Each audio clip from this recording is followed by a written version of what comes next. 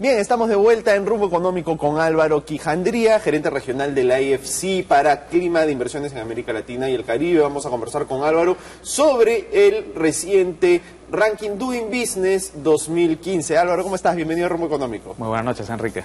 Álvaro, primero hablemos de cómo ha salido el Perú en el Doing Business. Ha salido en el puesto 35, sí, ¿cierto? Y es el segundo en América Latina. Sí, efectivamente, es una posición que muestra el avance que ha habido a lo largo de los últimos 5 o 6 años en los temas de clima de negocios. Era algo que ya se venía venir desde años anteriores, en donde hemos estado junto con un grupo de países que de paso son los mismos que conforman la Alianza del Pacífico, sí, que un poco se han despuntado dentro de la región en términos de la mejora de su clima de inversión. ¿Y qué cosas se han hecho para avanzar? Porque, digamos, hace 10 años, es cierto que no son comparables las mediciones, ¿no? Porque ha cambiado la metodología, pero, digamos, en líneas muy generales, ¿cómo andábamos hace 10 años, por ejemplo?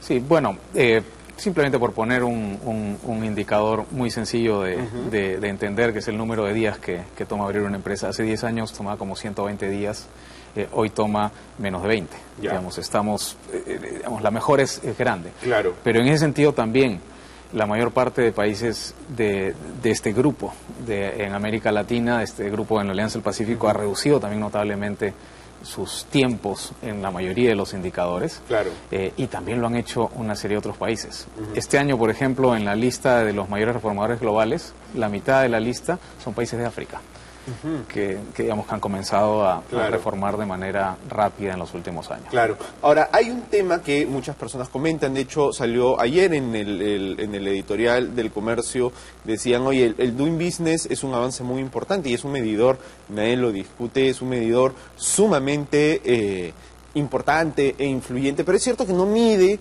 digamos, todo el clima de negocios del país, ¿no? Yo, por ejemplo, estaba leyendo sobre un estudio de Afin que salió ayer mismo, ¿no? Que te habla de que solo, por ejemplo, para el gasoducto del sur se van a requerir 4.102 permisos, ¿no? Entonces, en el Doing Business salimos bien, pero hay un montón de regulación también que complica el clima de negocios, ¿no? Totalmente de acuerdo. Lo que mide Doing Business es básicamente los trámites, la regulación que tiene que cumplir una empresa de determinadas características, que para el caso del Perú es como una empresa entre mediana y pequeña, que no necesita ninguna inspección particular, sino tiene que pasar por una inspección de algún sector en particular. No tiene que sacar un EIA, por ejemplo, ¿no? Exactamente. Que acá es un drama, o un CIRA, ¿no? O algo por el estilo. Exactamente. Ni tiene que, por ejemplo, si es que exporta o importa, que manejar mercancías que estén en el rango de mercancías que requieran inspección. Claro. Digamos, ese es el tipo de empresa que se está midiendo. Ajá. Y además se mide solo los trámites generales desde que se abre hasta que se cierra la empresa. Claro. Lo que ahora el sector empresarial está notando es que alrededor de eso, sobre todo en los trámites sectoriales, y especialmente en aquellos que tienen que ver con proyectos grandes que cubren una serie de sectores, se encuentran las complicaciones más grandes. Claro, yo me acuerdo un artículo que publicó Franco Yufre en el Comercio que contaba lo que era importar una barra de chocolate Cadbury. Tú leías los trámites y parece que estuvieses importando plutonio, ¿no? Era una locura. Claro, claro. Y ahí se dan otros casos que, digamos, puede ser que una empresa que está cubierta por el caso que mide Doing Business importe chocolates, pero puede enfrentarse también al momento de querer lograr una aprobación para importar por primera vez un producto, por ejemplo. De acuerdo. ¿No? Con interpretaciones de la norma y de la regulación que pueden tomar muchísimo tiempo. De acuerdo. Y eso no está tampoco recogido por el índice, ¿no? Claro. Ahora, es cierto que el índice sí mide cosas muy importantes. Veamos primero aquello en lo que está mejor Perú. Sí. Primero que nada, todo el tema del mercado de crédito. En lo que se llama acceso a crédito, el indicador de acceso a crédito del Perú está en la posición 12 de 189 a nivel global. O sea, sí somos, digamos, casi líderes mundiales. Sí, y eso no es sorpresa, ¿no? El Perú ha estado bastante alto también en el monitor de microfinanzas, que recoge otras cosas, pero también en parte lo que recoge este indicador, tenemos una regulación financiera y sobre todo el acceso a información de créditos con las centrales de crédito y demás, que hacen que tengamos un buen marco para el desarrollo de este sector. Claro, ¿a quién hay que felicitar por esto? ¿Al SBS? En realidad es SBS, viene desde la regulación financiera que se estableció hace bastantes años, al propio sistema financiero, porque ha ido desarrollando centrales de riesgo, y estas centrales ahora están a la mano al acceso público, cosa que tiene un impacto importante en este índice. De acuerdo. ¿Cuál es la segunda categoría en la que nos va bastante bien? La segunda es registro de propiedad, en donde ha habido un avance importante y esto hay que tener claro, es registro de propiedad en Lima. Entonces básicamente lo que hace SUNARP. El registro de propiedad rural es otro caso, otra historia, ¿no?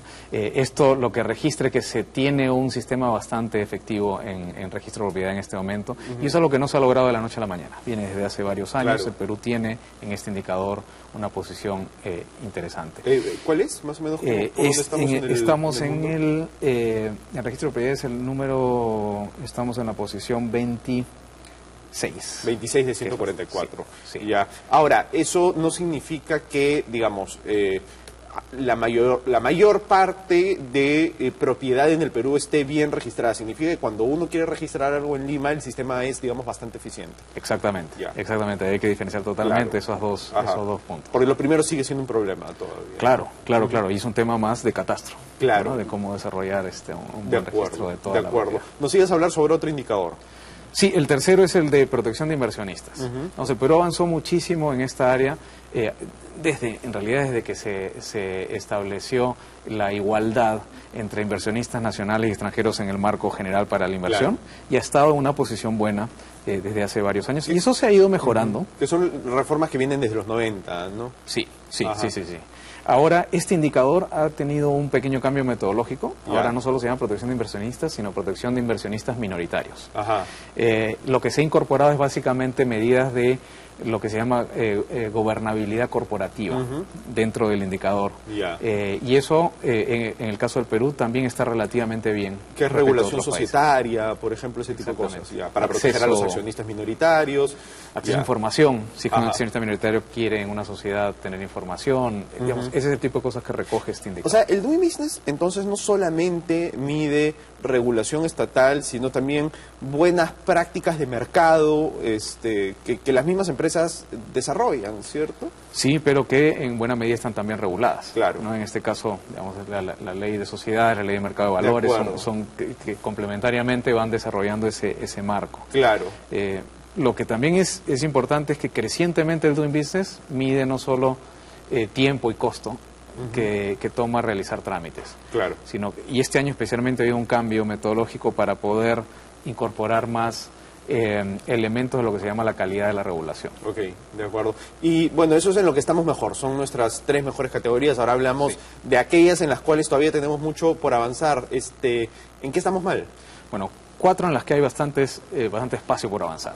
¿No? La primera, el tema de cómo abrir un negocio, la licencia de funcionamiento, es algo en lo que, como decía antes, se ha pasado por un proceso muy positivo de reducción de tiempos, y ahora ya no estamos en esos 120 días que hablaba antes, sino bastante menos, pero todavía estamos lejos de la mejor práctica global. ¿En cuánto estamos y cuál es la mejor práctica?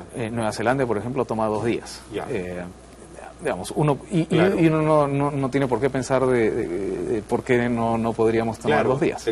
En el fondo, un problema allí, el problema central está en que parte del trámite se realiza en los municipios. Y eso no es así en todas partes del mundo. ¿Cómo es, por ejemplo? En muchas partes uno va al equivalente a SUNARP, es decir, al ente nacional de registro, y registra su empresa. A veces ni siquiera tiene que ir porque el registro puede ser online. En el caso del Perú, y es así en varios países de América Latina, por nuestra tradición de derecho, hay una serie de factores. Por costumbre, en fin. Hay una parte nacional, pero hay otra parte que se llama la licencia de funcionamiento municipal. Que no es solo el registro con el municipio, sino que el municipio tiene que otorgar una licencia. Que es el dolor de cabeza de todos los empresarios. Y esa es la parte que toma más tiempo. La otra parte que toma tiempo hoy todavía es la inspección para las edificaciones, lo que se llama defensa civil, que todavía toma un tiempo importante. Entonces, en este espacio de cómo maneja el municipio la licencia y en lo que son las inspecciones de seguridad de edificaciones, hay un campo todavía para avanzar. Y por ejemplo el tema de defensa civil, que realmente yo cada vez que converso con un empresario sobre barreras para hacer negocios, todos se quejan del tema de defensa civil. ¿Cómo funciona en otros países donde esto funciona de manera ágil, ligera, eficiente? Sí, para poner un ejemplo de la mejor práctica regional en América Latina. Hoy la tiene Colombia. Ya. En el caso de Bogotá, lo que existe es una clasificación de riesgo de actividades. Entonces, uno abre su empresa, inmediatamente tiene o pide la apertura de empresa y tiene una clasificación de riesgo bajo, medio o alto. Aquellas empresas que están clasificadas como riesgo bajo no tienen que pasar una inspección previa a tener su licencia. Ahora, acá hay algo parecido, creo, ¿no? Eso ya se ha establecido, se está trabajando en hacer una clasificación. Y eso va a ser un cambio notable, porque eso implica que un buen grupo de empresas ni siquiera va a tener que pasar la inspección para tener su licencia de funcionamiento. Puede ser que después la tenga que pasar. Y ahí tendrá que definir el Sistema Nacional, el CENEPRED y el Sistema Nacional de Defensa Civil, cómo se hace esa inspección. ¿Y cómo funciona, posterior? por ejemplo, en Singapur, en una de estas economías tan ágiles? En la mayoría de los casos lo que hay es este esquema de manejo de riesgos.